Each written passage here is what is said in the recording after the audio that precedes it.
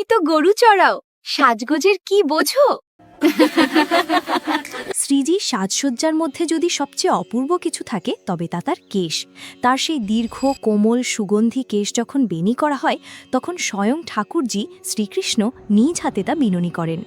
একদিন এক সখী পাত্রে আলতা নিয়ে শ্রীজির চরণ রাঙাচ্ছিলেন। পাশে বসেছিলেন শ্রীকৃষ্ণ। হঠাৎ তিনি বললেন, আমিও আলতা পরাবো। সখী মুচকি হেসে আর চোখে তাকিয়ে বলল, তুমি তো গরু চড়াও, সাজগোজের কি বোঝো? কিন্তু শ্রীকৃষ্ণ হাল ছাড়লেন না, না আমিই পরাবো। সখীরা সরাসরি তাকে কিছু বলতে পারেন না। আগে শ্রীজির দিকে তাকিয়ে অনুমতি চাইলেন। কি করব, ইনি জেদ করছেন। শ্রীজি মুখে কিছু বললেন না, শুধু ভ্রু তুলে মৃদু ইশারা করলেন, আসতে দাও। সখী হেসে বলল, ঠিক আছে, অনুমতি পেয়েছ, কিন্তু আমরা কথা দিচ্ছি তুমি পারবে না।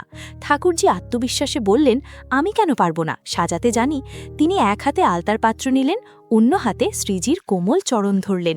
আর সেই মুহূর্তেই তার সারা শরীরে রোমাঞ্চ জাগল, লোম খাড়া হয়ে গেল, হাত কাঁপতে লাগলো, আলতার পাত্র হাত থেকে পড়ে গেল।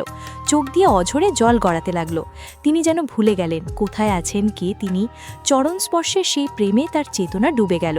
এক সখী বলল, দাও আমি পরিয়ে দিচ্ছি। সে এগিয়ে এসে এক পায়ে আলতা পরালো, কিন্তু অন্য পায়ে পৌঁছতেই তারও একই অবস্থা। শরীর কাঁপতে লাগলো, মন বিভোর হয়ে গেল, যেন প্রেমের এক বৈদ্যুতিক স্রোত শরীরের মধ্যে প্রবাহিত হচ্ছে। যেমন কারেন্ট ছুলে তা ছড়িয়ে পড়ে, তেমনি শ্রীজির প্রেম স্পর্শ। কিছুক্ষণ পর তাকে জাগানো হলো। সে অবাক হয়ে বলল, আমি এক পায়ে তো পরিয়েছি, কিন্তু বুঝতেই পারছি না কোন পায়ে দিয়েছি। সবাই বলল, আলতার রং তো লাল, দেখে নাও।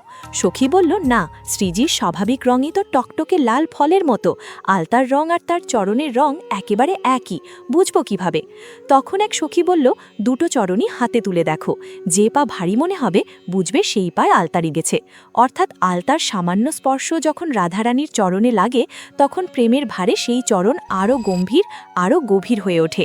শ্রীকিশোরীর চরণ এতটাই কোমল, এতটাই প্রেমময় যে তাকে স্পর্শ করলেই ভক্তির স্রোত বয়ে যায় আর নিজের সত্তাই যেন লীন হয়ে যায় তার প্রেমে। আপনি যদি রাধারানীর ভক্ত হন তাহলে ভিডিওটি লাইক ও চ্যানেলটি সাবস্ক্রাইব করুন আর কমেন্টে লিখুন, রাধে রাধে।